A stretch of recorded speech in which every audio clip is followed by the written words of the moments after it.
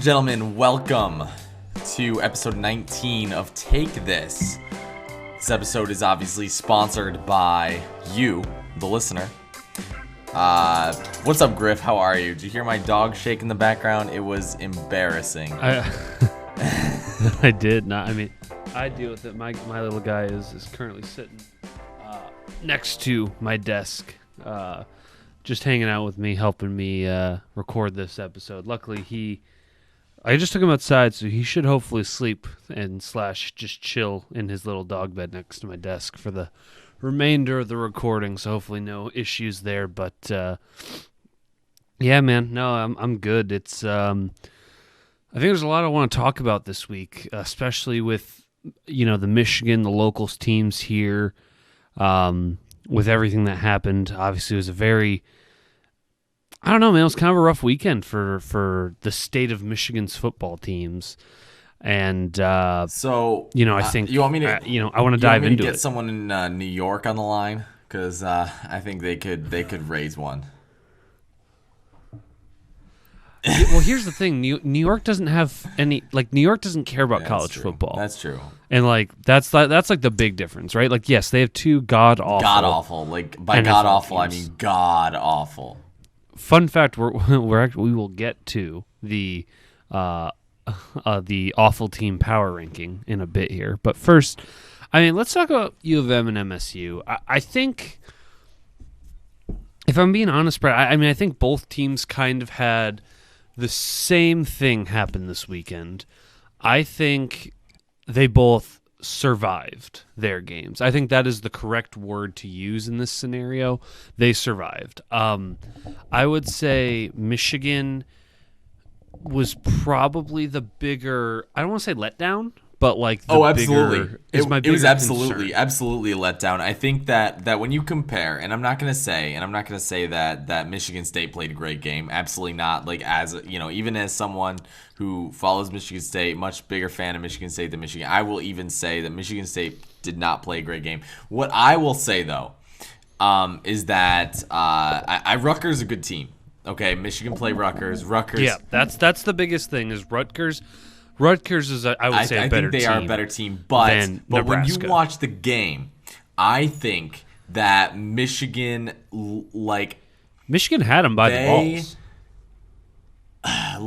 It's hard to compare. I think you have higher expectations for Michigan. Okay, I know Michigan State. I know Michigan State's 4-0. I know that, but and I know the expectations are higher now, but I still think that Michigan's win was more of escapism. It's definitely harder for me to react to that game now, but I really don't think that you could say anything about this Michigan team that they're better for it. I think that first off, Michigan State shouldn't have won their game. If we're talking about Michigan State, they shouldn't have won. That was a bad game. But I think when you consider the context of what's this Michigan team going to be, and we'll talk about it in a second. But Michigan's games are coming up. They're not here yet, and so I think that kind of falling to Rutgers is going, I don't know if that's going to hurt them or if that's going to maybe be some sort of reality check for them, but it almost felt, and I said this to you earlier when we were talking about this, I think that with Michigan, and you asked me, you were what can Michigan do to convince you that they're good again? What can Michigan, what are the metrics for Michigan's good? Is there a win? Because and I'm wondering this myself, because at first it was going to be UW. That was going to be you beat Washington, they're coming to you, but you beat Washington, and to me that would have been, that was your first big win. That tells me you're at least not going to be dog shit this year. But then that kind of came and went because UW lost to an FCS school, and then you destroyed them, which beat the teams you're supposed to beat. That is an important step in the process, and they beat them convincingly. But it doesn't really tell me anything about you. It doesn't tell me how good you are. Can you hang with the top 15, top 10 schools? It's hard in college football for a couple reasons. And the main reason, really, is just that non-conference football is so hard. That's why you got ESPN. You go to ESPN stats page. I don't know if you've ever seen them, but they will sometimes differentiate, especially nowadays. They'll differentiate like what a player's stats were in non-conference play versus conference opponents or at home on the road. Right. Like it's like it almost night and day. Because like I don't care about someone's stats versus NIU. Exactly. I care about their stats versus Ohio State, Penn State, Michigan, even a team like Rutgers, because like I want to see how my team does against more real opponents as opposed to exactly. NIU. And so I think or in like Michigan State's case, Youngstown or Western they Kentucky. did play Miami, to give them credit, which Miami is one of the better ACC schools. I know we're talking about the ACC, but Miami is one of the... Yeah, but like Michigan also played a not great Pac-12 team. Exactly. But, so, but I did want to, I think, just key in on this Wisconsin game, because I think that this is the first big indicator of Michigan State's season. Like, I don't think that we'll know what Michigan is after this game, but I do know that we will know where they're going. I think we will have a definite better idea of what they are. Because it's a road game. First of all, it's a road game. So like Wisconsin, I want to say Rutgers, I think is like, people look at it. This isn't the same Rutgers team that was around, 3 years ago. It's a much different team. Greg Schiano has gotten that program to, I think, a very good place.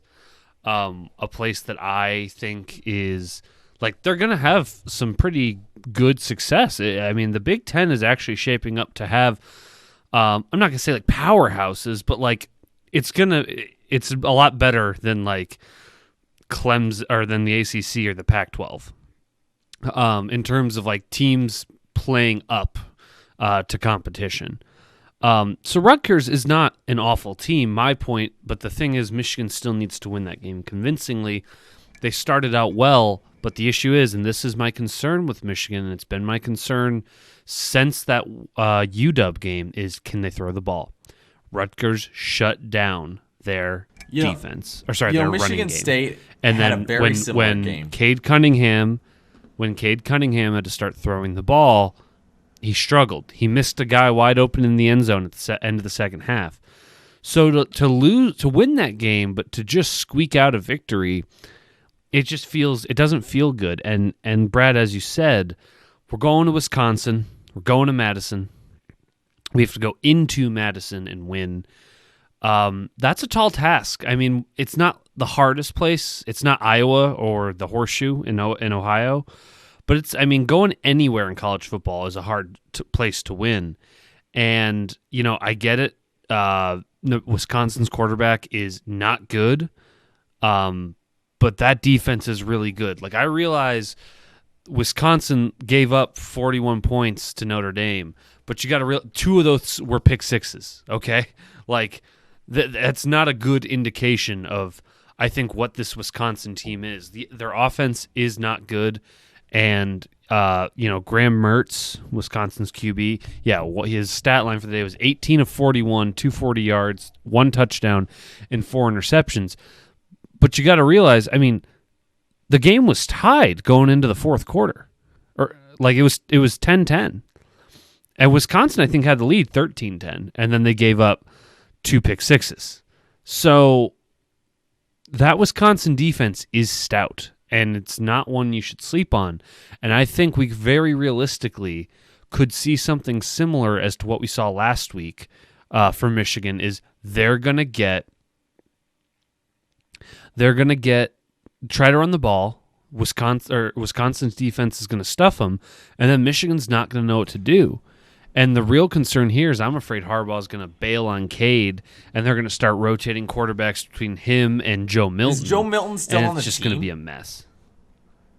Or wait, maybe who is it? Who's U of M's? God, I wish I knew. Or freshman quarterback. Joe Milton went to Tennessee. I'll look it up, but we've had so many fucking quarterbacks. It is hard to follow. Like, to be fair, it's hard to follow.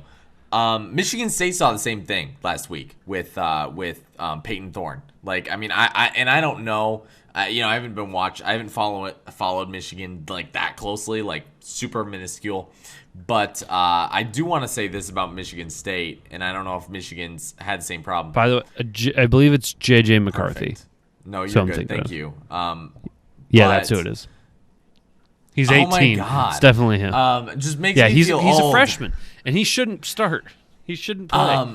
But like the thing is, they never let Cade pass the ball, and now you're gonna tell me if you're losing in Madison, you're gonna go to him and say in the second half and say you got to throw the ball for this team to win, when you never gave him a chance to develop his passing game, gave him live snaps in a game to prepare. Like, I'm worried. I'm very worried about this game because I do think, regardless of the score, I mean, Wisconsin's losses are to top 10 teams. Like, well, and that's the thing. Wisconsin hasn't. There's a local joke here in Michigan. Wisconsin's a good team. It was the year a local radio guy had said that here. The week they were facing Wisconsin, I was like, this is like 2 or 3 years back, and Michigan blew Wisconsin's doors off because people were saying Wisconsin wasn't that good. And now, legitimately, though, Wisconsin's a good team, like a better team than their record indicates. And I think Michigan could be walking into a trap here, and I'm very worried. Michigan State saw the same thing, though, with, I mean, I don't want to say that Western Kentucky is a trap game. It kind of is. It low-key is. It's a trap game if you're a better. Right, because with Michigan State, they had the same exact issue, actually, and they almost failed worse. Because if you watched any of that game, so they played Nebraska. Nebraska's not great. Yeah. But Nebraska shut down their run game in that second half, and Michigan State made zero adjustments. And I'm not even talking like they won the game, but they should not have won that game. Let me throw out 2 stats for you. 0 first downs in the second half. How do you win a game and you don't get a single first down in the second? Anyway, I'm not even gonna get into that. That fucking is just insane to me. But also one offensive yard in the fourth quarter. How do you do that? 1 yard of offense in that fourth quarter. They win on a punt return for a touchdown. Teams first in 2011. And again, they should have won that game. Which, by the way, what's his name? Jaden Reed? Exactly. Yeah, Jaden Reed. Stud. Dude's insane. Great guy. And Michigan State's been talking about scoring some special teams touchdowns, improving their special teams game. So it came in handy there. And I think that obviously, again, a win's a win. It's great, and it's amazing. Michigan State's 4-0. Don't know how the fuck that happened. But I think it's one of those things where it's indicative of Michigan State not having a great defense. Defense not great. We know that, though. Michigan State, again, this is year 1 of a rebuild. Michigan State's not great defense, but then you go to the offensive side of the ball, and that offense had made no adjustments. You were talking I was like, you get vertical or you lose this game. There's no way that they can do that. And I mean, they pulled it off, but it's again, they go into Western Kentucky. Western Kentucky's got an air raid offense, which is not great since their defense is garbage. So it's one of those things where you're they could get really surprised by Western Kentucky and they could just shoot the ball all over the field.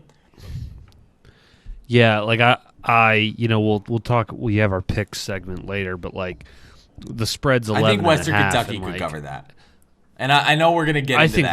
I don't want to say, and this isn't anything against MSU, but I think they easily cover it because I think the game's going to be close. I literally think Michigan State's objective every week this season is to try and survive. I mean, 100%. I think that, you're going to see.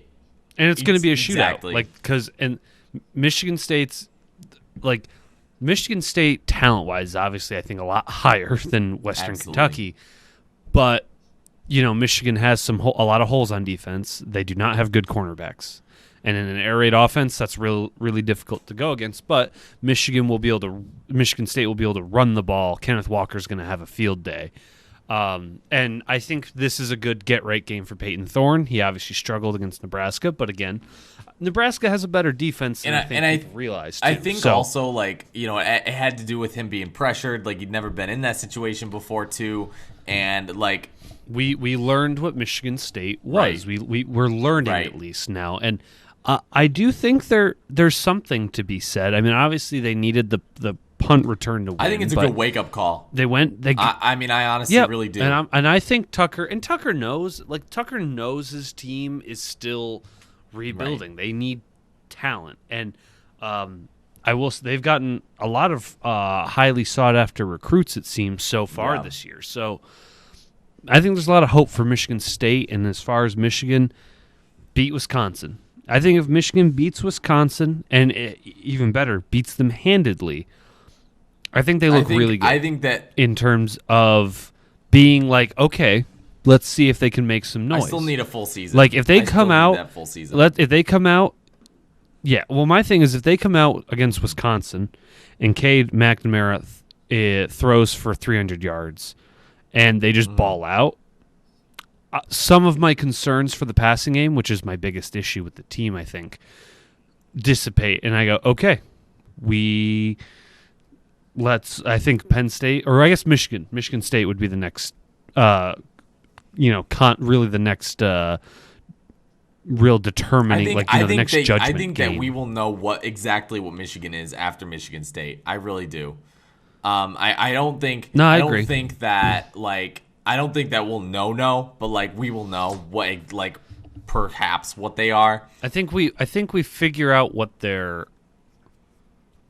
I think we're gonna learn what like their floor. And I think that especially this too. I think, and I know, and I don't know the in depth of the contract that Harbaugh signed. I know it's a garbage contract. It's like half his salary for incentives, incentive-based pay or whatever. But I think if you lose to Ohio State this year, when Ohio State is that vulnerable, I think you're gone. I don't understand. I mean, obviously, if he loses to Michigan State, sky falls. Like, that's when shit hits the fan. That is rock bottom. But I think that if you don't beat Ohio State this year, when Ohio State is this vulnerable, fuck, I don't know what to tell you. I really don't know what to tell you. Like you gotta beat Ohio State this year because Ohio State is again in the middle of a reload year. Like this is when they're doing that, they're reloading. Like they haven't shot yet, they're reloading and they're vulnerable. You see them. Well, and beating Ohio, like I don't think people realize how big beating Ohio State is in terms of. You beat Ohio State, and you like that helps your recruiting. That helps in so many things because now you're viewed as like your school is becoming legit again, right? Like it's credibility. We beat Ohio State. It's a credibility thing, and like it's only 1 year, but like when you haven't done it in fucking 12, right? I mean, or whatever Harbaugh's showing like turn this thing around. Like he's got that play. Like he talks about it, like beat Ohio State. Like that's in the rhetoric now, and I think that that's really important towards that mindset. He said we're going to beat Ohio State or die trying, and like here's the thing. In Detroit, we've talked about this the local sports radio station a lot because Brad and I both listen. I would say fairly consistently, and the headline show, the 2 to 6 show, which is like the most popular. Mike Valeni is on it, and Mike's from New York. He's got that New York style of radio of being harsh, but I think it's something you need in Detroit because man, we like to pamper our teams for some reason. Yeah. But Mike went to Michigan State. That's why he's here, and so he's a Michigan State fan, and so he is like one of the few large voices for Michigan State in this state because let's be honest, they're it's called the blue wall in the media for a reason. But he did talk about at the beginning of the season when Harbaugh's first like press conferences and those things were happening. Harbaugh made the comments, "We're going to beat Ohio State or die trying," and he says, and he's been the most critical guy of Michigan you can imagine. But he said, if you're a Michigan fan, I think you have to be happy with Harbaugh's attitude towards Ohio State this year. Now, whether or not he does it is a different story, but at least there's some, like, he's got that, it at least sounds like some of that killer instinct that Jim Harbaugh used to have is back. And, so we'll see if that translates to results. I hope so. I want to add this too, and this is just one last thing before we move on to probably the NFL. But yeah. You know what I think, and I can't get this image out of my mind. How much do you want to bet that some dude at the University of Michigan, okay, buddy that hired him, maybe, right, has a big connection with Harbaugh's, loves him as a friend, whatever. Went to him and is like, look, I'm putting my back out for you.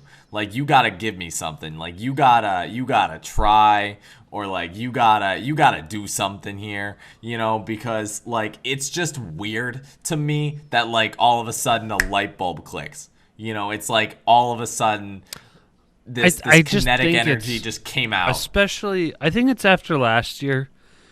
I mean, when it looks like you ducked a game with your rival because you didn't want to get stomped by him. I think it might have clicked for him. Obviously, losing to him by 60 every year doesn't feel good. I just can't get that image out of my mind. But I think the fact that you're being accused of cowardice, that's a lot. That'll push you to.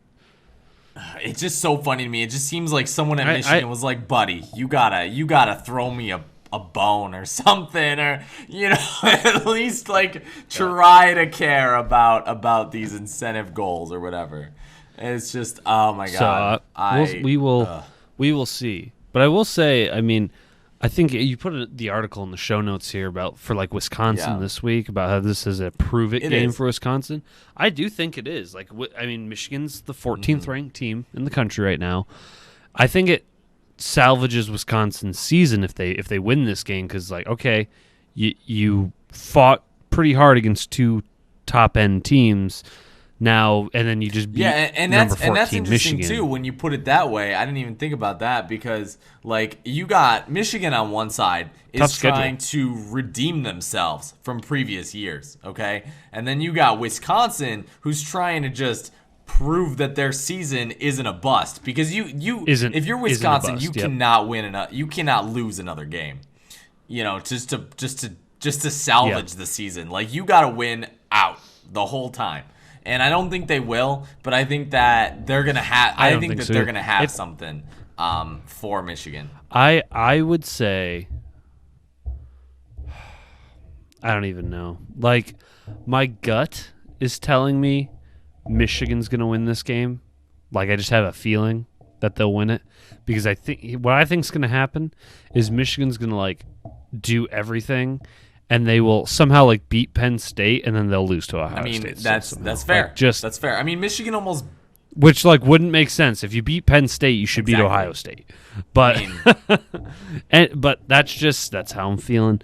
But mentally, I think Wisconsin should win this game, because on paper, Wisconsin's face tests. We know what they are. We know what Wisconsin is, and yes, their quarterback kind of sucks, but like, he doesn't need to be good if you stifle Michigan's offense, a one-dimensional offense. You want to hear a fun fact, Brad? Michigan has the 4th most rushing attempts and rushing yards of any NCAA team. Do you know who the other three are, Brad? Do you know who the other three are? It is Army, Navy, and Air Force. The 3 academy schools that all run triple options. Yeah. So we will see. But depending on what happens, I think next week, at least Michigan side, we're going to know what Michigan is going into the MSU game. And we can, I think, really start to analyze how that game's going to look. I think so, too. You want to do NFL? I would yeah, love man, to. Let's talk about I want to talk about the Bears real quick. Get this over with. Bears. I love that we become a Chicago podcast. That's my favorite thing. You've become a Chicago podcast. I don't know what the fuck you're talking about. So look at this. So we got Justin Fields, great guy. Look at this: 12 rushing yards, sacked 9 times. What do you mean, great guy? He's a Buckeye. Don't even get me started. So makes his debut in Ohio. Makes his debut, Ohio. He's in Cleveland. He used to obviously go to Ohio State. So it's a big game for him. Sadly, did not execute anything. We got 12 rushing yards, sacked 9 times. Not a great game plan by Matt Nagy. I think Matt Nagy needs to go, and think he needs to go now. My favorite conspiracy going on right now is that he sabotaged Justin Fields because he doesn't like him. That is absolutely my favorite. Because I know it's not true because Matt Nagy wants, he has something to prove. Like he doesn't and that's want to the lose thing. his Like job. Justin Fields' success is literally key to Justin Fields ain't going anywhere. He's the franchise quarterback. I think and again I'm gonna compare the Bears to the Patriots, right? So you got two organizations. You got the Patriots on one hand. They are well-run organization. Okay, you got Bill Belichick as your coach. You can't go wrong there. You got history of success in the last couple decades, right? Obviously, a lot of that credited to Tom Brady, but still, you got an organization knows how to win. Okay, you got Justin Fields and Cam Newton. We're two quarterbacks that are rushers. And again, I'm gonna use this example. Okay, so. Cam Newton went to Carolina, and he again is an archetype of a running quarterback. Okay, he's an athletic, he's an athletic quarterback. Okay, if he was in Madden, he'd be a scrambler. You got Mac Jones at New England. Okay, he's a pocket passer. He's more of the Tom Brady archetype. That's just the kind of player he is. Okay, now if you and New England realizes this, if you don't run your offense to suit your quarterback, what happens when you got a left-handed quarterback? You have to fucking change everything. Okay, same thing goes when you got a different archetype quarterback. You gotta rush. That's it's so weird to me that they kept the same game plan and just switched Andy Dalton and Justin Fields. Justin Fields is a better quarterback than Andy Dalton is. Okay, and I know that last game does not say that about him, but if you go in with a passing scheme and try to just fucking wing it, no, that's not success. That's not what you're gonna do. And I just think that it almost seems like brain dead to me that Chicago thought that they could do the same thing they've been doing with Andy Dalton, and it's just so frustrating to watch because you got a young guy who has so much potential. And I think that once they got to change this offense, and I think if you bring in a new guy, that's the first thing he's gonna do, and get the fuck out of here, Andy Dalton, whatever. But now you got Nick Foles in the mix. A big thing in the NFL,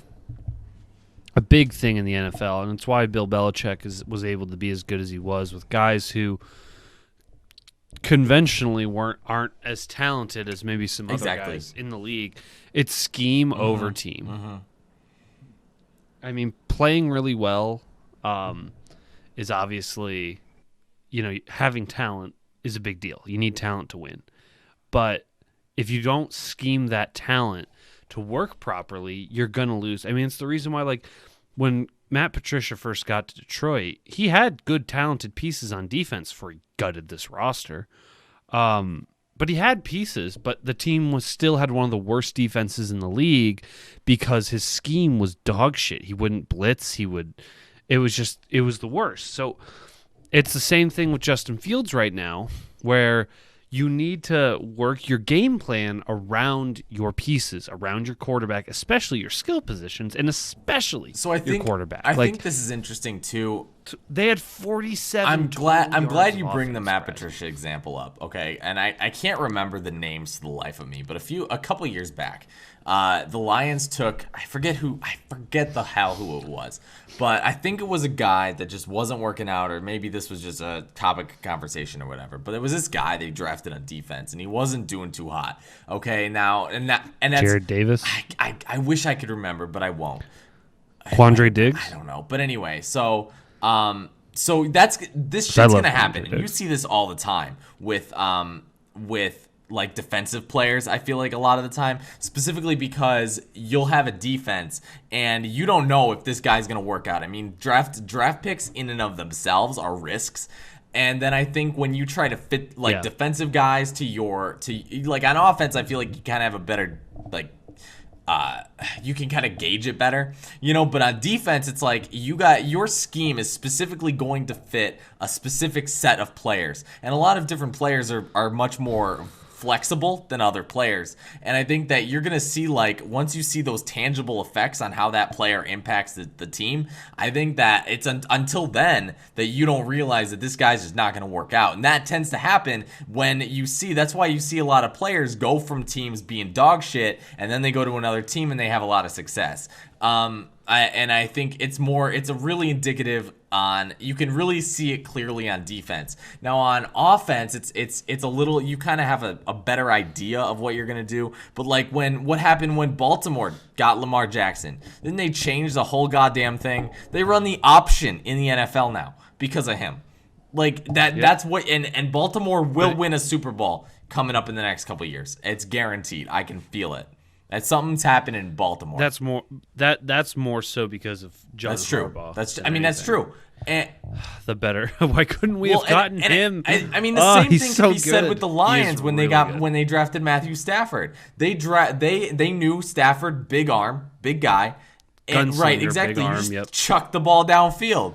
Well, that was one of Quintrish's downfalls. Is like, Caldwell, for all of his faults, and he had many, he at least let Stafford fucking that's the sling. thing. Like, you got to have that vertical offense for him.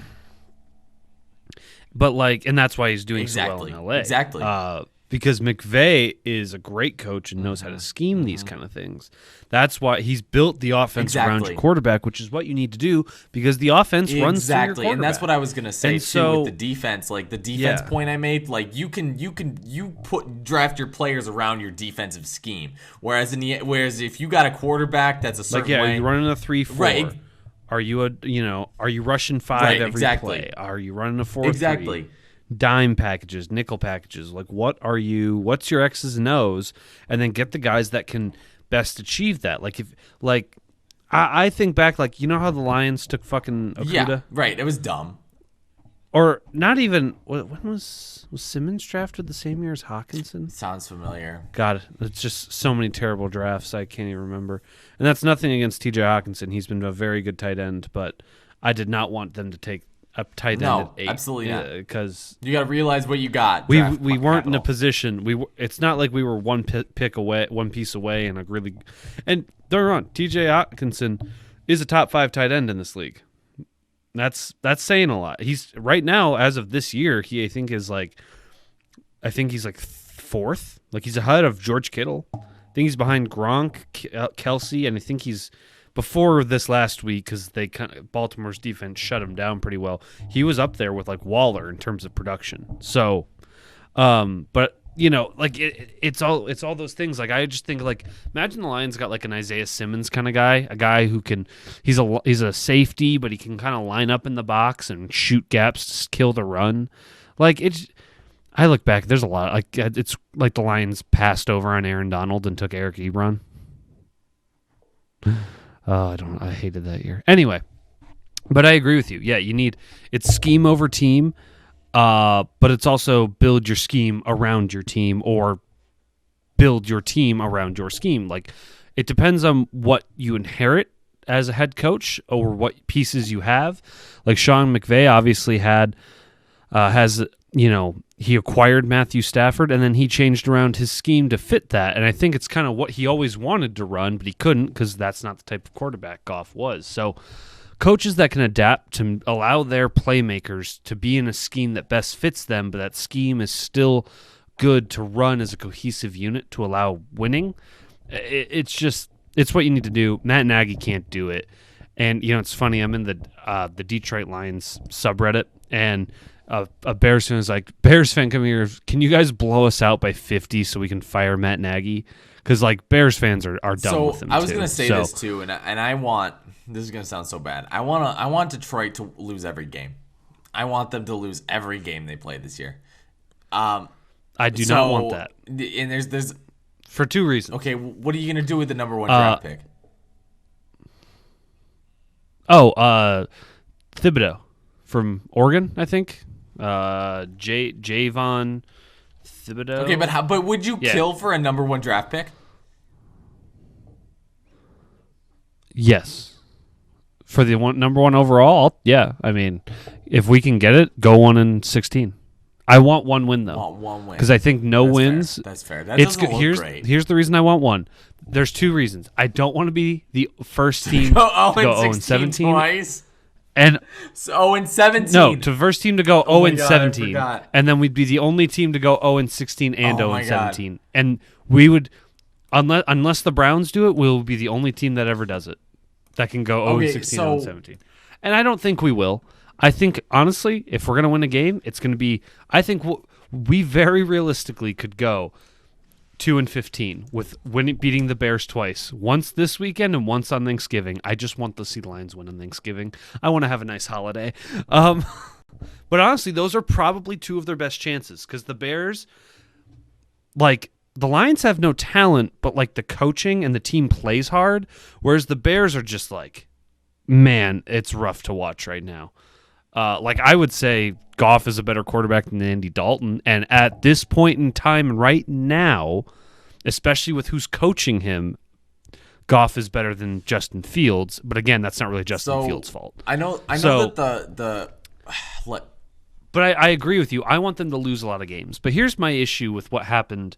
Oh my God! With the Lions last weekend. That game, I keep forgetting that game was real. Like both that and the Michigan State game. Like I forget that those two were real. So like that and the Lions, the Clemson game. Everyone knows. Like it was the big story. There was one game. What was that game? No, what was yeah. that game?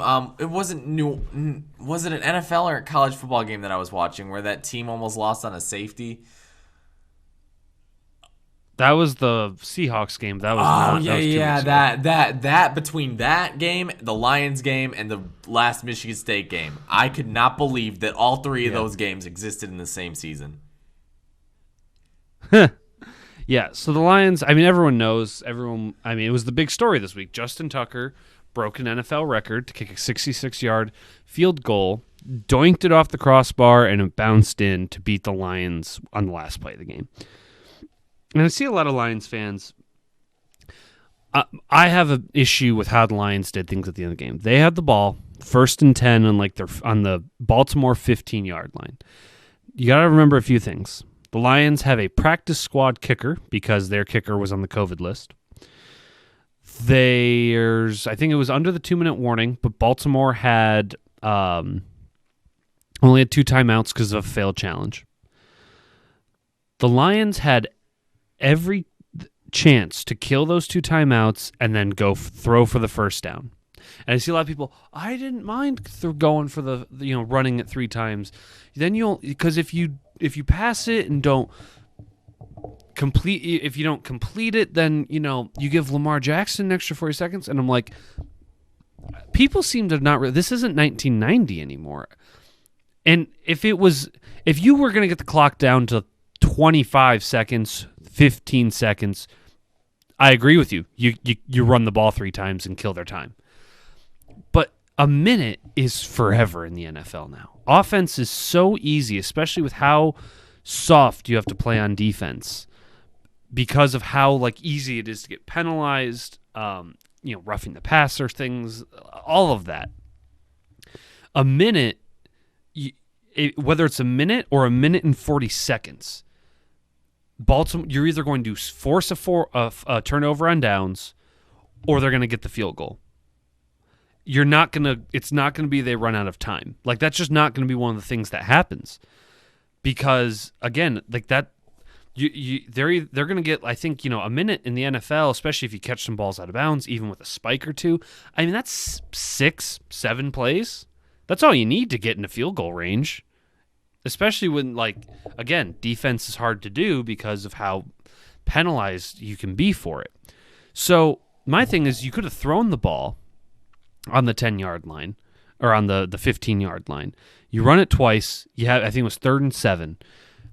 You dial up your best play action play because that's where their strong suit is play action, because they do have a good running game and everyone's expecting you to run it. You put DeAndre Swift on the field, who is one of your best pass catchers, and he is a damn good pass catching back. You put T.A.J. Hawkinson out there, and you try something. Because here's your 3 situations of if you do that. Assuming you don't throw an interception, which again, Goff is an experienced quarterback, and you would tell him before that play, no, nothing stupid. We want the field goal if that's what we have to take. Do not lose it for us, okay? You either throw the ball, get the first down, and now either you score the touchdown, but more preferably you've just scored the first down, you milk the clock down, drain it down to 2 seconds, kick the game-winning field goal. 2, you throw the ball, he catches it, the guy catches it, but you don't get the first down. Well, it's the same as if you'd run it, but at least you tried something risky. Dan Campbell biting kneecaps, we're going to be aggressive, we're going to go for it on 4th and 1, but then you don't do something aggressive there. You don't go for the kill shot. You don't keep the game in your hands and make it your own destiny. Or 3, you throw an incomplete pass and you give Lamar an extra 40 seconds. But like I said, giving him a minute or a minute and 27 it's the same, because the time you're either going to force them with a 4 and out or they're going to get in field goal range. It's not going to be the clock runs out. It's just not going to happen that way because of how quickly you can run plays in the NFL. So that was my issue, especially, and Campbell had said, we kicked the field goal because we wanted the ball in our defense's hands, but you also have guys who in your secondary who were literally on the practice squads a week ago, and you had to call a timeout on the 4th down, before the 4th down play, because they were so young that you needed to make sure the communication was clear, and then they blew the communication anyway. And you probably should have rushed at least 4 on that 4th down. You don't rush 3 on 4th and long. Don't let their receivers get time to get downfield. All that being said, I think the Lions are fine. That I didn't like that from Dan Campbell, but I'm not going to crucify him for it yet. It's just a small thing that I'd like to see them be aggressive for. Blitz them on 4th and 19. Send 5. Don't let Lamar get comfortable. Don't give him time in the pocket. Force him to make a throw, and hopefully it's not a 19-yarder, which the odds are in your favor. One thing for me, just watching that game, I was just because and the worst part about it is I didn't really watch a shit ton of the game as much as I'd like to.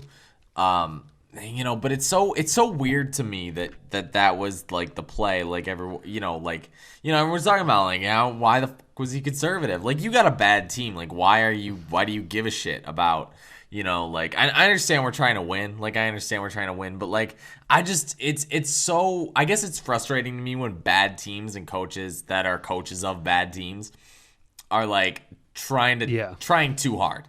All the time. You always saw that with Jim Harbaugh, and I'm not going to say Jim Harbaugh was a bad team. I think it's a different situation. But I think, you're just overthinking it. You're just overcomplicating the game. And, you just play situations. It's just not, it's not rocket science a lot of the time. I understand, sometimes hindsight's 20/20. This also isn't baseball. And Detroit knows having a rocket scientist does not make it easier. It makes it worse. Well, and it's not baseball where you got a million different fucking things that you could do at every given instance. I feel like with football, just game time decisions are a lot more straightforward, and it's just that's what you do.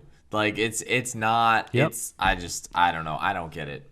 There's a lot of it, in baseball. There is analytics, but the analytics is, do you do one or the other? It's not a percentage. Baseball obviously we're defensive shifts and all that.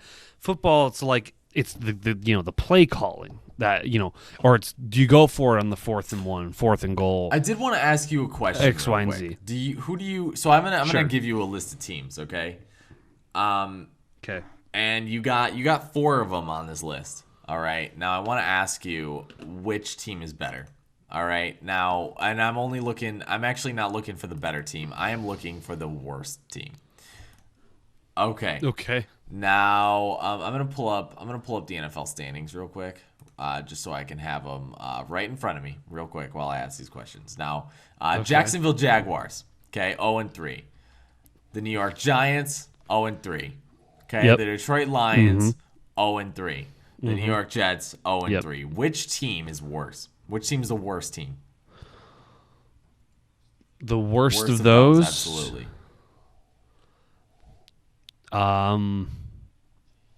Jets, Jets. Mm-hmm. It's got to be the Jets. I mean, Jets are the low. Like, I think here's how I'd rank that. Jets are the worst. I mean, you got a lot of guys in injury. You have no major skill positions. Zach Wilson, nothing against the guy, but God, he's going to get the Sam Darnold treatment. They're going to ruin him. But you almost feel bad for him because like at least Zach Wilson's like a little bit like more attractive than like. I felt bad for Sam Darnold, who, by the way, is thriving on a 3-0 Carolina Panthers Jets fans team. are like, what? And, like, oh my God, this guy was actually good? Oh my God. I'm telling you, dude. I told you the Panthers are going to be good this year. So crazy. And so far, the Panthers have a better record than Tom Brady does. Yeah, well, maybe not for long, though. So I would go Jets. I'd go Jaguars, because they got their quarterback. They have some decent skill positions. Everything else needs to be fixed, and Urban Meyer is probably going to be a disaster as a head coach. So Jaguars He's 4. Like, this isn't fun anymore. Giants 3. They have some good skill positions. You got Saquon, you got Kenny Golladay. I don't know what the fuck they're doing with Kadarius Toney, who was their first round draft pick. He has like one. He has -2 receiving yards on the season because they just aren't throwing to him for whatever fucking reason. Joe Judge is the newest Patriot disciple. That's going to be a god awful hire. He's a fucking idiot, and he will not be long for this world. Number 2. This is a hard one, but I have the Colts at 2. I think the Detroit Lions are the best 0-3 team. And I can't believe I'm saying that, but like easily I think agree the Lions are better than those other 3. At least. The Colts I could see the argument for. It's hard to say. And I think the Lions would beat the Giants. I think like it's hard to say. In fact, but I hope I don't know if we're going against any of these teams this year. I hope the Lions lose to them. Like if the Lions are going against any of these other like tanking teams, I want them to lose. So I have a maybe a different take. So first off, I don't think that the Lions are the worst. I do think that the Colts are the best of the 0-3 teams. That's fair, and they probably are. I think specifically since with the it's been shocking the lack of like production they've had, and I get it. They're injured the thing. to hell. And I think that like because of like you have like with the Colts, you just have misfortune. That's it. I mean, really, that's true. It's not a skill issue. Exactly, and I don't think that you see that. I'm just saying what like the product product on the field, maybe not. Yeah. I think that the Lions' worst right now is just defense. Like, I mean, they're not great on offense, but they're also. Do you want to hear an interesting stat? The Lions have 100% red zone efficiency in scoring, and like no way, and like 86% of their red zone trips. Did you see the 49ers game? The issue is getting to the red zone, but when they get there, they score. 49ers play. Like, I think I was live texting you while I was watching this game. I'm like, dude, there's a fucking force field on the end zone. Like, they cannot score. I just didn't know what it was, but I was trying to watch, like... Yeah, their red zone I was trying to watch Jimmy G try to score a touchdown, and it's like the dude is allergic to it. They need Trey Lance. Oh, my God. Yeah. It was so bad. I was like, come on. There's no way that it's this hard. I could do it. Give me the ball, damn it. So, yeah, I mean, it's bad. I think New York is worse. And it's like the Jets are worse. I think I would honestly put the Jaguars like as the 4th, like, because you got those 5 teams, right? So if I had to rank them, I would put the if you went like 5 is the best and 1 is the worst. Okay, I would put the Lions at 5. I mean, the Colts at 5. I'll put the Lions at 4. I got Giants at 3, Jaguars at 2, Jets at 1. No, I think that's entirely correct. I think like the Colts won't be in this like group for long. I think the Colts are like really the odd man out of this group. I think it's like Colts are way up here. The Lions, I think, are right now have a decent amount of like being better than those teams. They just have had the harder schedule. And then it's like those 3 are like a bundle of just awful. Right. And like honestly, if Houston hadn't won week 1, Houston would be right Absolutely. there with them. And yeah, I mean, if they weren't playing the Jaguars, they probably would have lost. So real quick, you want to take a break because I want to get, and I actually got to mention something to you real quick before we go on this break. Michigan State, and I'm just reading this live. Okay, Michigan State landed a 4-star recruit, Dylan Tatum from West Bloomfield, Michigan. Okay, he's that's the state's right. best school. So class of 22, that gives Michigan State 4 of the top 9 prospects in the state. No other team has more than 1.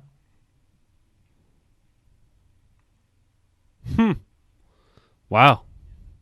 Yeah, Mel Tucker, man, he's legit. And what's so funny too is this guy committed to Michigan State over Michigan, who hired the dude's high school head coach this year.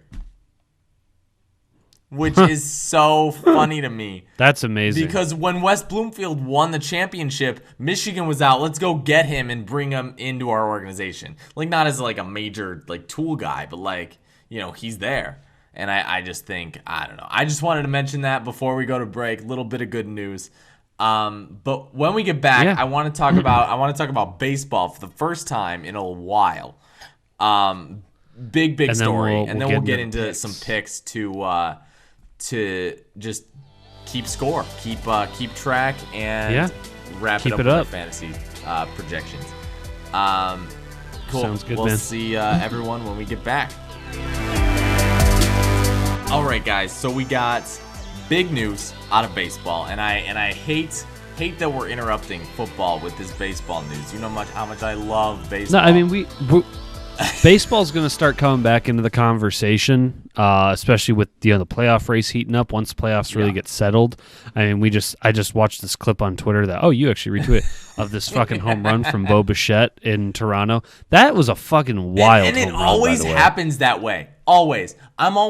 His home runs never look like they're gonna go out, but man, he smoked that thing too. That was right. Oppo, he gets a big center field launch angle on him, and I found that out. And I don't know. That's what the analytics call for. Is that launch angle is Pete huge. Alonso fucking rockets these things out, and I'm like, dude, this is a home run, absolute home run. Every time that Pete Alonso hits the ball, it looks the same, but somehow it always flies out to the warning track. But if I feel like if his expected batting average was more indicative of like what actually happened, he would be leading the league in home runs, absolutely. But I wanted to talk about this one big story real quick because it really intrigues me. So as you know, Griff, obviously as you know, Montreal, Quebec has not had a baseball team since 2004, when the Montreal Expos left Montreal to go to the United States Capitol in Washington, D.C., became the Washington Nationals. They won their first World Series in 2019. It was a good time. Or was it 2018? Probably was, whatever. Anyway, so Tampa Bay is, and I'm going to put this into context, Tampa Bay garbage stadium. They are at Tropicana Field. Their lease ends in 2027. It's almost as bad. That contract is almost as bad as Miguel Cabrera's. Anyway, so they're in a garbage stadium. Now their owner goes to... So first of all, Tampa Bay has expressed interest in playing in Montreal for the better part of maybe like 3 or 4 years. They're going up here. They put up an announcement that during the playoffs, when Tampa Bay's in the playoffs, they're going to put up a sign in like left or right field that's going to say like, it's going to be like Montreal Expos and Tampa Bay Rays. Like it's going to be like some sort of merger, I don't know.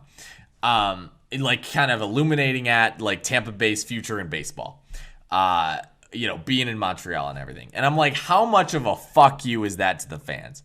Like, that's bad. Yeah. And so their owner realized that and decided he's not going to do it. So that's interesting to me. Now, first off, what the fuck are you doing?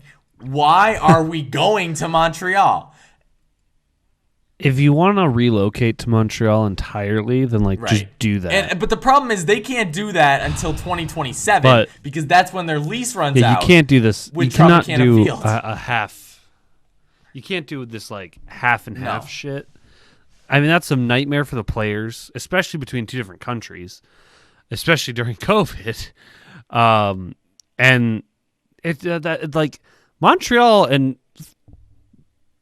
Tampa are not close together. This isn't like New York and Montreal. This is across the entire United States from south to north. Like, I don't. This is not a good idea, and it's not something they should do. Yeah,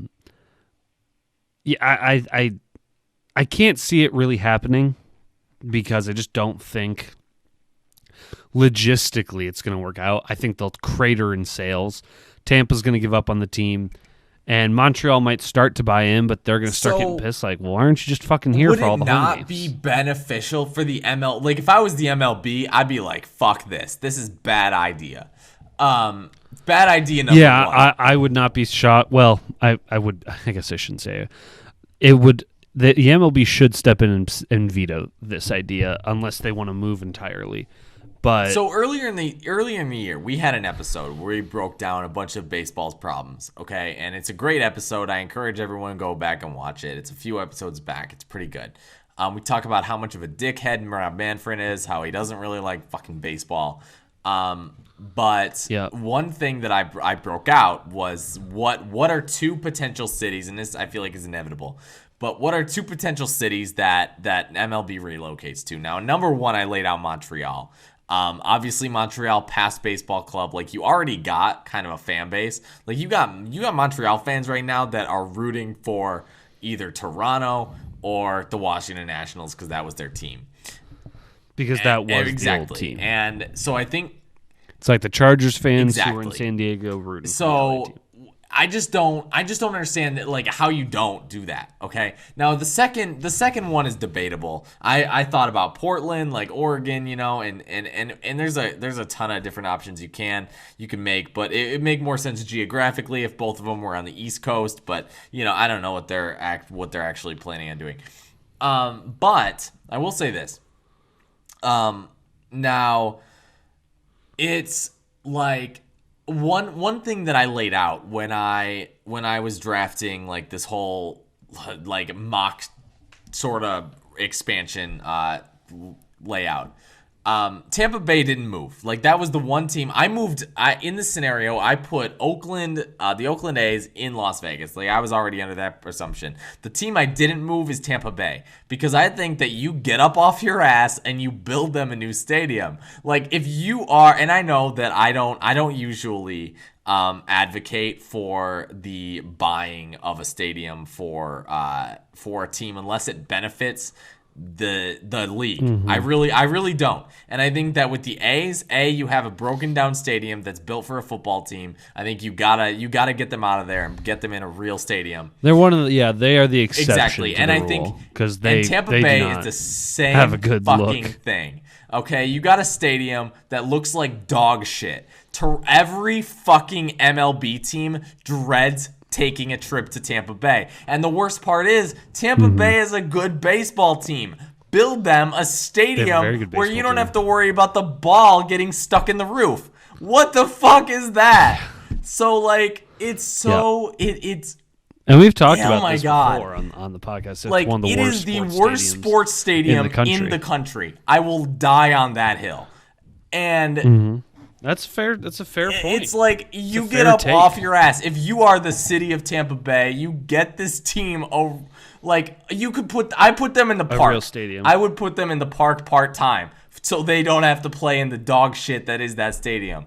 It is so bad. I don't understand how you survive there. Why they signed the lease is beyond me.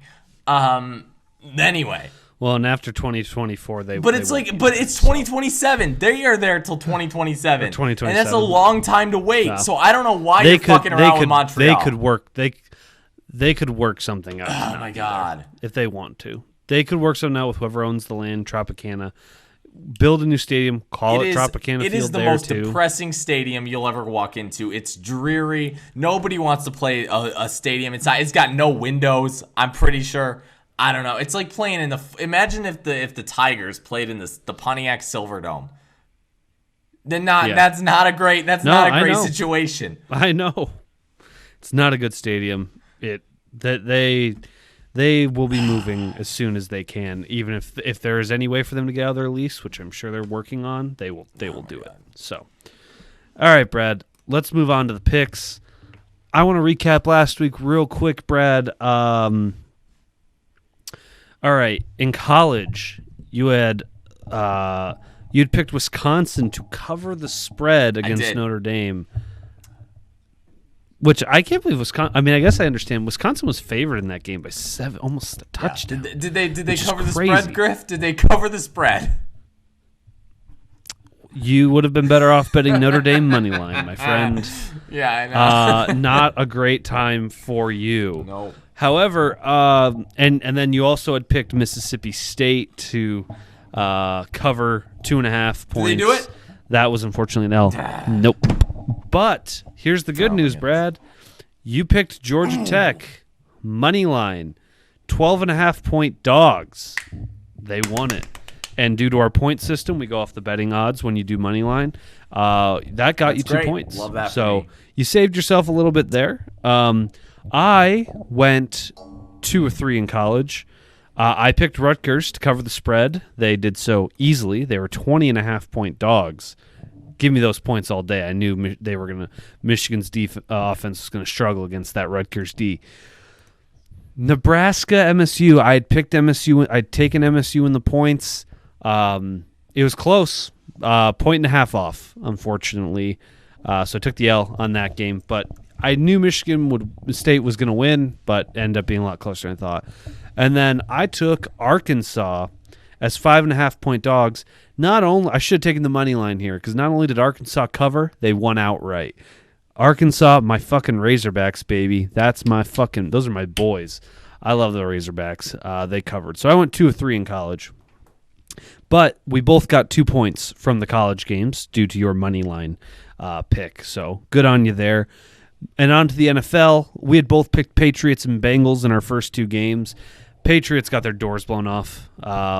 In hindsight, I think that was a little bit of us overreacting to the Saints' loss the week prior. What can you do? We both picked the Bengals. They blew the doors off the Steelers. And the game we deferred on, Tampa and the Rams, I had LA all day. And, Matt Stafford, MVP. I called it earlier this season. He was going to be an MVP caliber candidate before the season started. Right now, he is the second best odds and is tied with Tom Brady and Patrick Mahomes to win the MVP.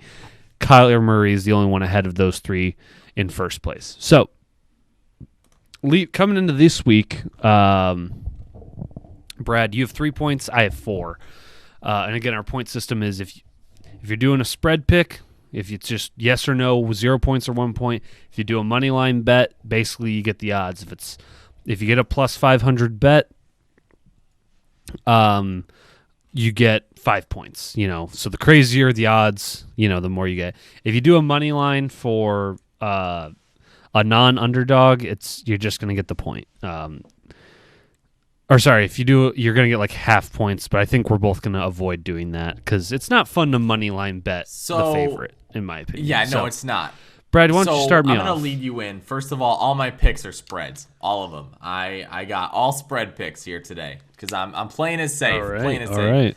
Right. So here we got. I'm going to do these in order by chronologically. Okay, so we got first one. We got 14 Michigan at Wisconsin. That's 12 p.m. on Fox. So we got no. I'm kidding. No, you got Western Kentucky and MSU. You're looking at let me just do these in order. I'm sorry. I did not pick Michigan and Wisconsin. I got Western. I'm just gonna do. Here we go. Michigan State 17. Okay, they're hosting Western Kentucky. It is homecoming weekend. Homecoming weekend for MSU. Western Kentucky covers the spread. 11.5 point. 11.5 point dogs for Kentucky. Western. I think Western Kentucky covers that. I think that that Michigan State maximum wins by 10. I think definitely Michigan State still wins that game, but I think that Western Kentucky easily covers the spread. Okay, I think I agree with you there. I think that game's going to be.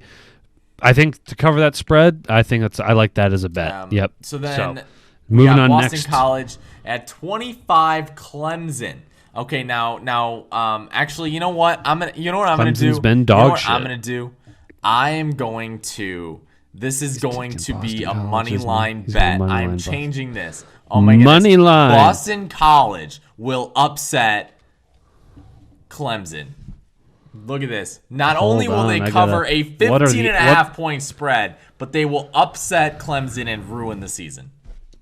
All right, I got to check. I'm on FanDuel Sportsbook. I got to see what these odds are. Not an ad. We are not affiliated with any sportsbook, unfortunately. But if anyone wants to. How about the God, everyone's got a sportsbook now. We got Barstool. There's Wynn Sportsbook, right, MGM, Caesar Sportsbook, Caesars probably FanDuel Sportsbook, Barstool Sports. Fucking Pepsi. So Boston College is plus 570. Brad, I'm gonna get, if you get this, it's a plus. I'm giving you plus 6 on this. Great. That's a 6 point. This is gonna be great. I will. Die. And you know what, Brad? That's not a bad one. I don't hate it. It's not bad because you could probably win like a shit ton of money on that one. You bet low. Yeah, plus 570. Plus 570. That's there's this Bob's Burgers. And I don't hate it. There's this Bob's Burgers saying where he's like, if anyone offers you 1 in 1,000 on anything, you take it. Like anything. Put $1 down. Worst case, you lose $1. Best case, you win 1,000. Right? You don't do it 1,000 times. Last one. Okay, I got Ole Miss, Alabama. Now this is a spread. I think Ole Miss covers the spread. It's 14.5 last time I looked. I think that Ole Miss absolutely covers the spread. I think they're a better team. Both teams coming in undefeated. I don't know if Ole Miss wins. I would love to see it because I think that this, and I said Texas A&M is going to beat Alabama, but I think that if it's not that game, it's this game. And I know they're kind of reverse, but I think that Ole Miss is a better team than people realize. I think that they have a chance to kind of show, prove something, and that might have something to do with it. But I think that they absolutely cover that spread and make that game a lot more interesting than people think it's going to be. I like it, man. I like it. Bold picks. I know, Brad's it's all crazy. About the dogs. This is why I this don't week, bet IRL, because I am the worst at actually betting, and I end up trying to go big, and that's how it goes. And it's usually, and what's so funny too is you get on a run, and then you're like, fuck, I'm invincible. I can do anything, and then fucking reality hits, and that's just the way it goes. But all right, man. Here's what I got. First game I got is number 5, Iowa at Maryland. Maryland's 3.5 point dogs. I'm taking Maryland here. It sounds crazy. They're not in Iowa, which is one of the hardest places to play in the Big Ten. Maryland's offense is explosive. You got Tua's little brother there. They got some great receivers. I think they're going to keep this close, and I think they keep it within a field goal. Give me Maryland to keep it close and cover the spread. Next, I got number 14 Michigan at Wisconsin. Wisconsin 1.5 point favorites. Earlier I mentioned in my gut I felt like Michigan was going to win this game, but I have to go in my brain and all of the factors you consider. Wisconsin's played 2 very good teams and has played them close. Obviously Notre Dame, Graham Mertz fucking decided to throw the game away at the end, but I think they bounce back. I think they want to get right. They're playing for their season, and there's too many question marks around Michigan. I'm going to go Wisconsin minus 1.5, cover the spread, win this game and to cover the spread. Next, I have kind of an interesting one here, Brad. So I have number 8 Arkansas at number 2 Georgia, 18.5 point favorites. Arkansas is also is. undefeated. I'm going to take They are. They just, like I said, they just beat who was it last week? Click over here. Number 7 A&M. I'm going to take Arkansas to cover the spread, or not cover the spread, to beat the spread. And then also, I'm going to double up this bet. Let's do a little parlay action. I'm going to take the under on points. This is one of those classic gambling things. If you think Arkansas is covering the spread, I think it's a low-scoring affair. The under is 48.5 points. Give me Arkansas and the under. This is basically going to just be worth 3 points if I hit this as like a parlay. I got to hit both these to be correct and get my points. But I'm going bold on this because I think Arkansas covering that spread is bold because, man, that Georgia defense is suffocating. But I think they can keep it within 18.5, and I think they are going to keep it as a low-scoring affair. I think it'll be something to the tune of like 21-14, keep it under 48. All right, Brad, on to the NFL. We got first game we got on the docket is Panthers at Cowboys. We're just picking these straight up because NFL games are like that. Except the last game, we are going to use the spread. But this normally NFL games we just pick straight up. Panthers at Cowboys. Brad, who Definitely you got more? Carolina, like absolutely. I'm not a big fan of Dallas anyway, but I really think Sam Darnold, first of all, impressive to me. The difference maker. Yes. Yeah. Yeah. I mean, there's not really much else I could say. Like Sam Darnold, like looks good, and I feel bad for the kid, and I really want him to get revenge on the Jets, just in spite, like right, like success. Success is the best revenge, and I think that, I really think that you put him in a good system, you put him with the Panthers, and you put tools around the guy, he's gonna have success. And I thought that all along. The people think that Darnold's a worse quarterback than he is, and he's going to show that again when he beats Dallas. Yeah, I agree with you.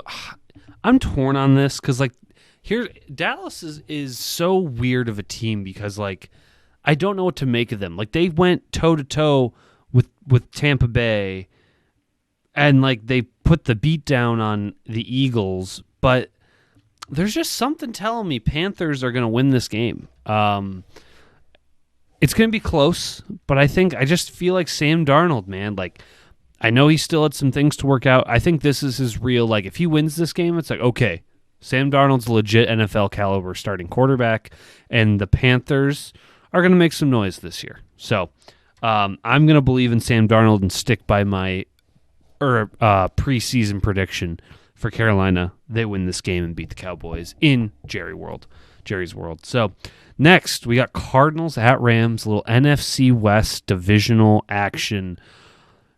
Brad, who do you got and why? God, Rams, absolutely. Rams all day. And I know this is going to be probably their toughest test. Well, not actually. Tampa Bay was pretty hard. But I like Matt Stafford. I think he's a difference maker this year. I really think that, like, if he shows, I don't know, he could level up to that elite status. I don't think that he did what he needed to do. If he wins a Super Bowl this year, if he wins a Super Bowl this year, he just punched his ticket to the Hall of Fame. And that's the thing. Because he's got the numbers to back it up. I mean, he's the fastest QB to 40,000. I mean, there's not much else to say. Like, all he's missing is that credibility in the playoffs. I think it's really important that he does that. And I love Kyler Murray. Don't worry. I really think that they get their money's worth for this game. But I think the Rams, especially since it's at home. Oh, it's big game. This is the game that I will be glued to my TV or my PC monitor for wherever I'm watching it, because it's going to be a good one.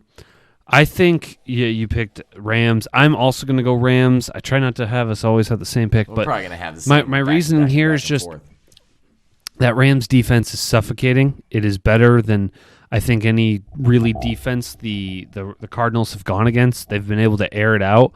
I think this is the game where they finally kind of hit a stumbling block, and the Arizona defense does all right, but I mean they gave up 33 points to Kirk Cousins, so I think Stafford and that offense are not going to slow down, and I think the defense is going to do enough to at least give the offense a possession or two space, and they're just never going to look back. All right, the game of the week. This is the big media game that everyone's been talking about. Brady's homecoming to New England, Bucks at Patriots. Now, I was going to do this game as a straight-up pick, but I feel like due to the nature of it all, I'm going to say we got to have a spread.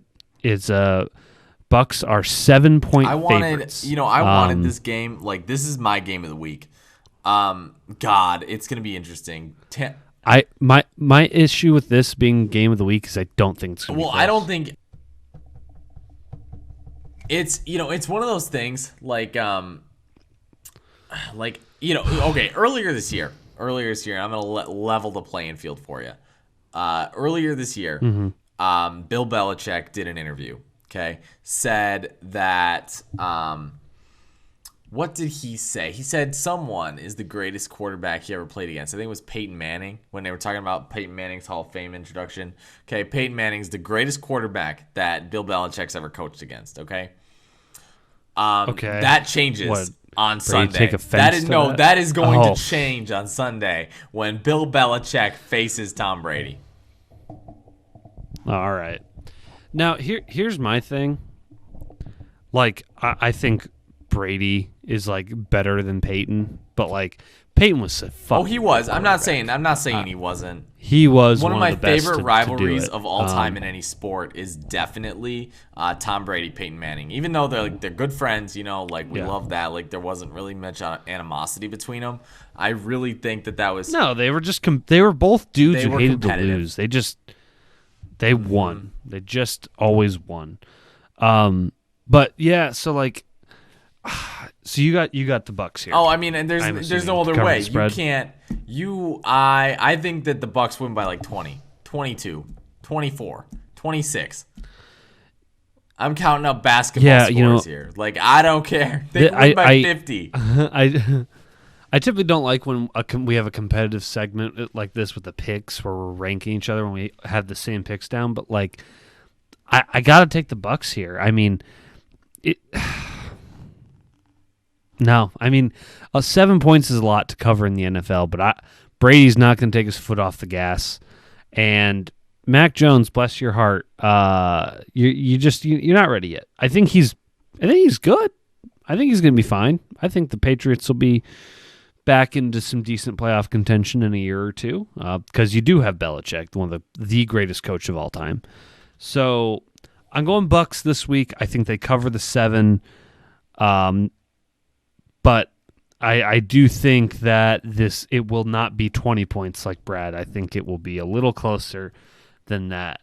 So we will check in next week and we'll see how we're doing and see what the scoreboard's looking like. See if Brad catches up on me. I mean, if that Boston College bet hits, oh man, he's going to have a firm lead on me for the rest of the season. So we will see how that goes. And that was the picks. All right, Brad. Let's talk about fantasy, and we'll get out of here. Hey, Brad, we both won this week, my friend. I can come back. I can talk about my team. I'm so happy with how they performed. I'm over the moon, man. So let everyone know. I think I've mentioned this before. I drafted 3 teams this year.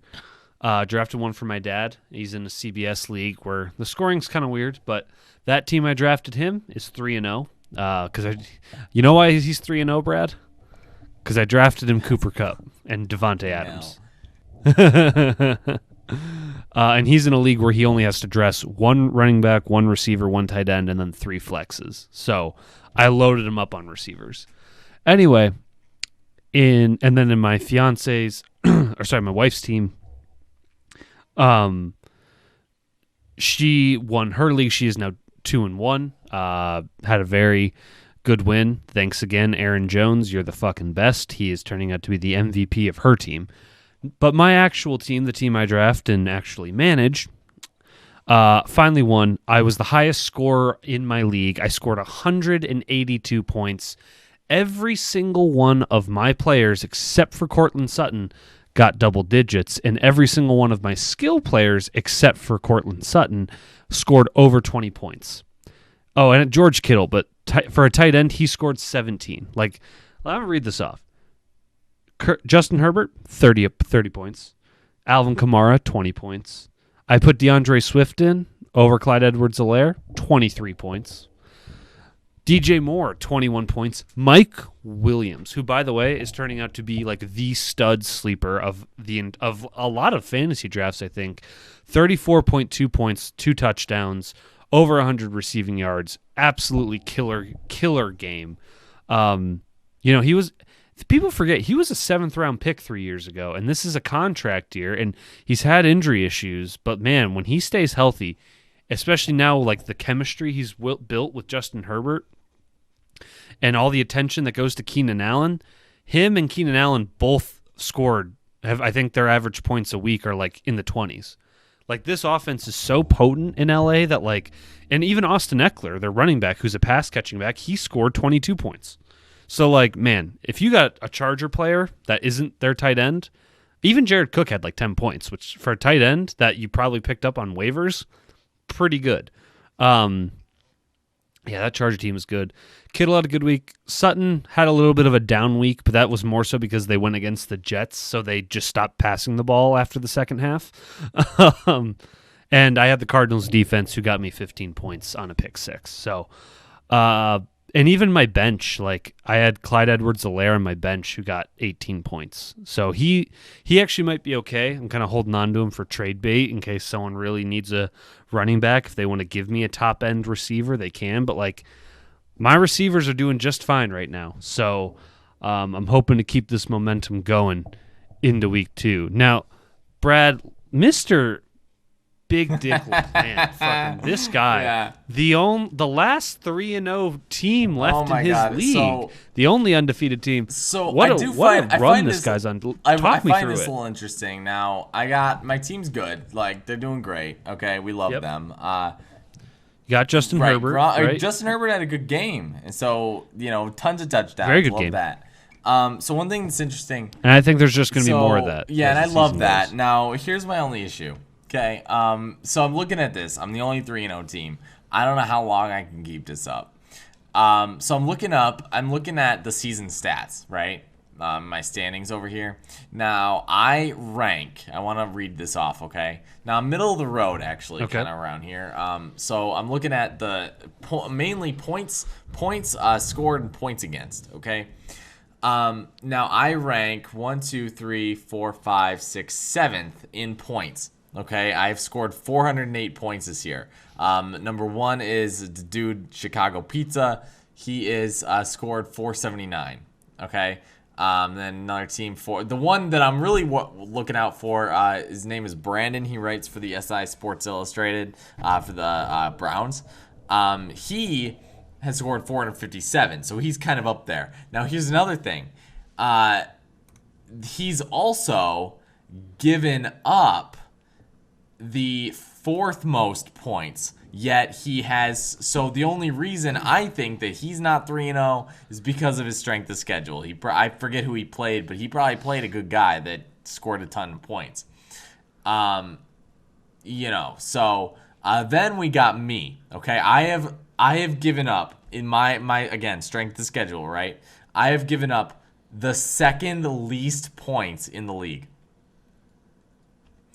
So I think that I've just been playing shitty people. Like, their teams just suck. Like, I played my boy Logan, and his team is last. He's 1-2, and has only scored like 344 or something like that. Like, so I feel like just kind of looking at these, it's indicative that I don't know how long this can hold up. I tried to beef up my team with like a couple different guys like Clyde Edwards-Helaire, and I know a couple guys I was trying to get just did not have great weeks.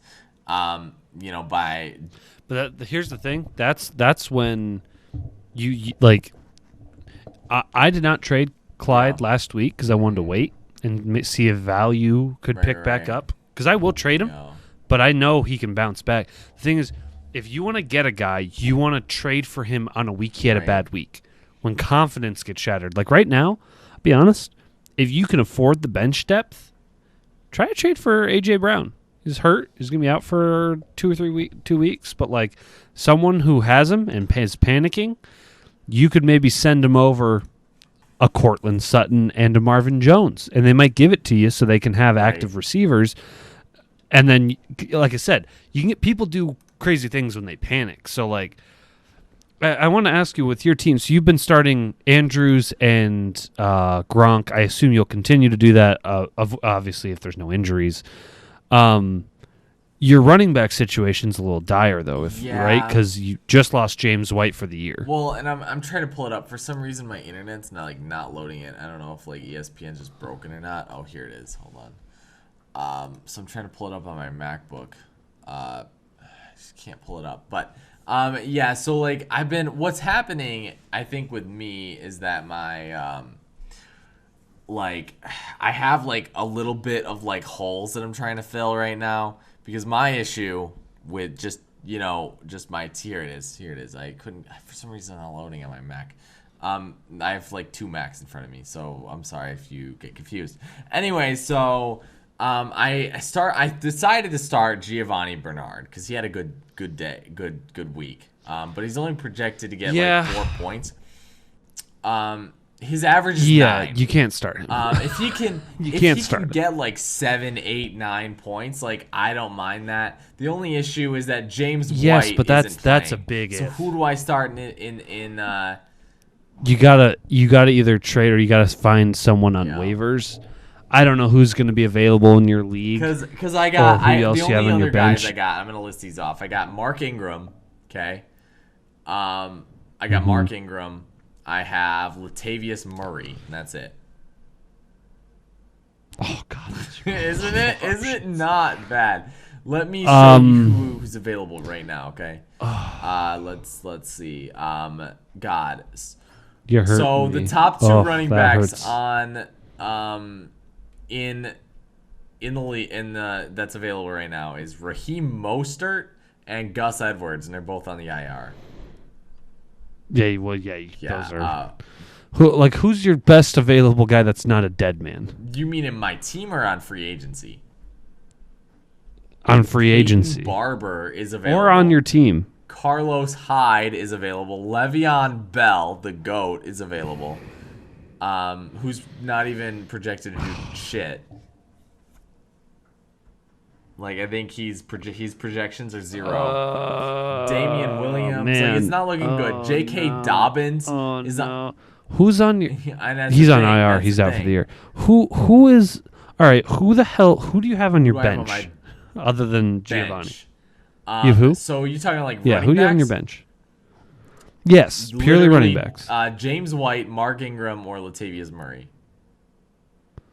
Drop James White. Pick up.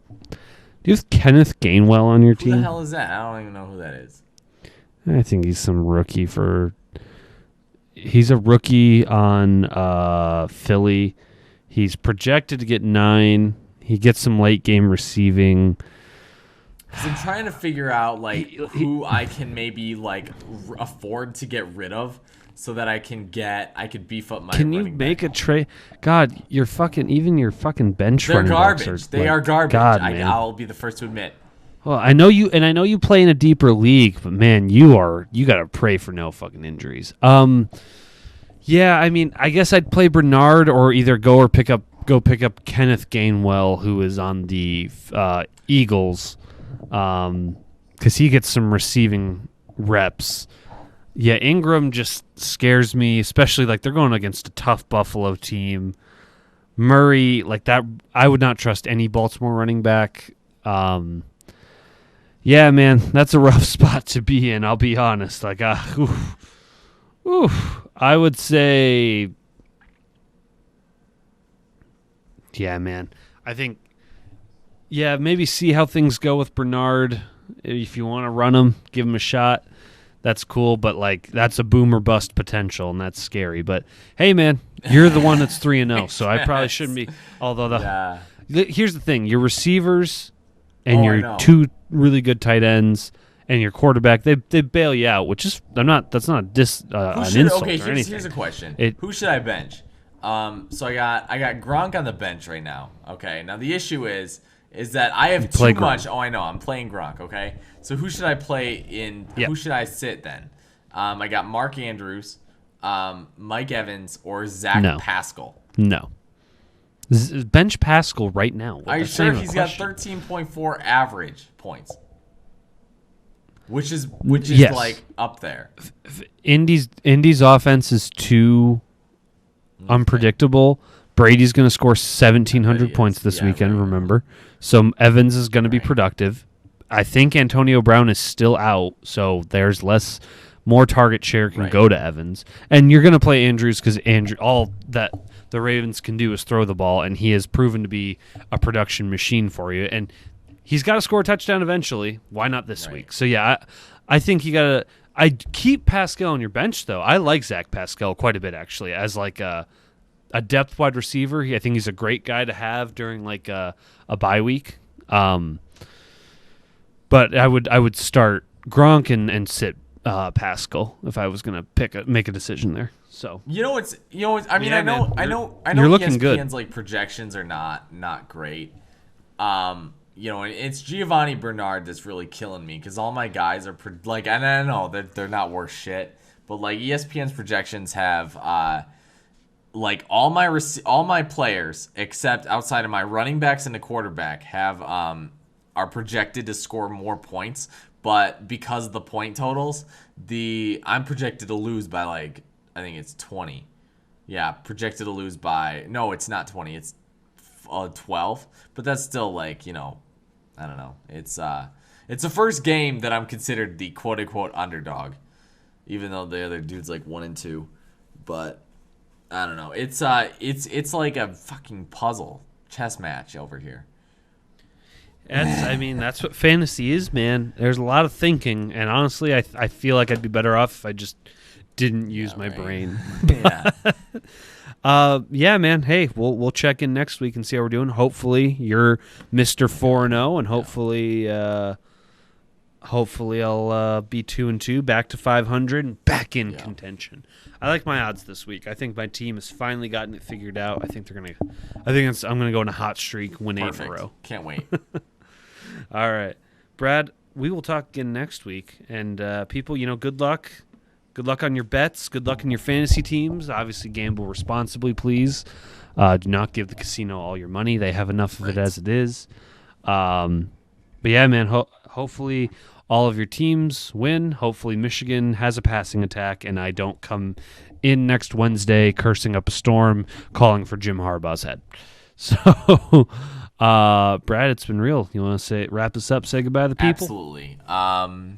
People, this episode has been sponsored by who it has been sponsored by is Katie. Katie is a great partner of mine. Katie is Brad's lady friend. She's great. That's who sponsored today's episode. So and I'm also going to shout out my wife, Courtney, who also puts up with these late recordings. Right, exactly. Shout out to both of them for putting up with us and letting us do this on a weekly basis. And and you know who else sponsored this episode? My cat's butthole. Griff, you couldn't see this, but she climbed up on the table today and then climbed up onto my lap and showed her butthole to the entire world. So, just wanna. Well, I just pulled my dog Oliver up to say hello to the people. Buddy, you want to be famous? You want to say hello? Look at the camera. Hello. So cute. Who's your good boy? He's a good boy. All right. Anyway, everyone, we'll see you next week. Have a great weekend and make your free throws. Peace.